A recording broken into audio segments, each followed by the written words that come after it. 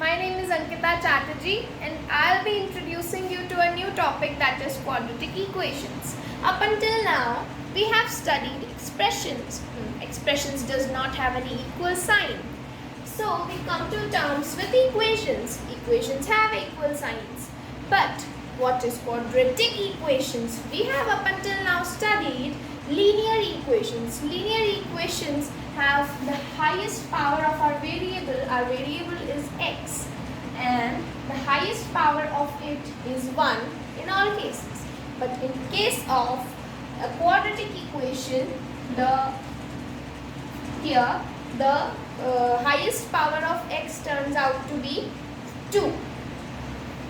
Quadratic equations have a general form, and the general form looks somewhat like this.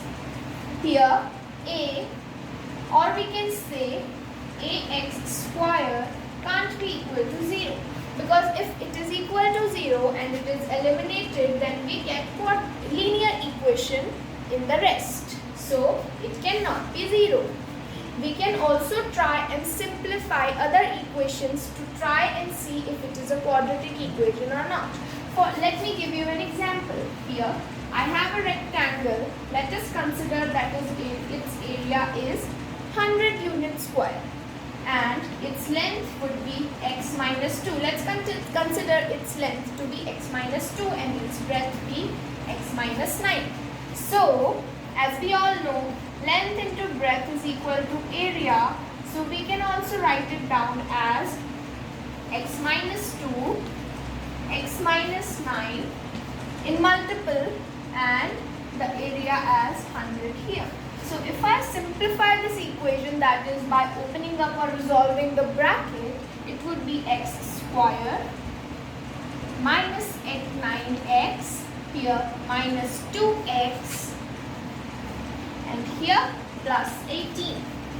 If I take this 100 from the other side of the equation to here, it would become of minus, and we have our 0 on the other side. So if I solve this, or can say simplify this, I get 111x, and here if I subtract this, I will get 82 equal to 0. So you can see here, I can compare this equation to our general form, that is our a here is 1, our b here is minus 11, and our c here is minus 82. So it comes down to the same form. That is, it proves that it is a quadratic equation. If it wasn't a quadratic equation, then it wouldn't be in the same form. That's how you can check different equations to be quadratic equations. But the point is, why are we checking them? We are checking these equations so that we can later on try to resolve them the way quadratic equations are resolved, and we will study that further. Okay? So, bye for today.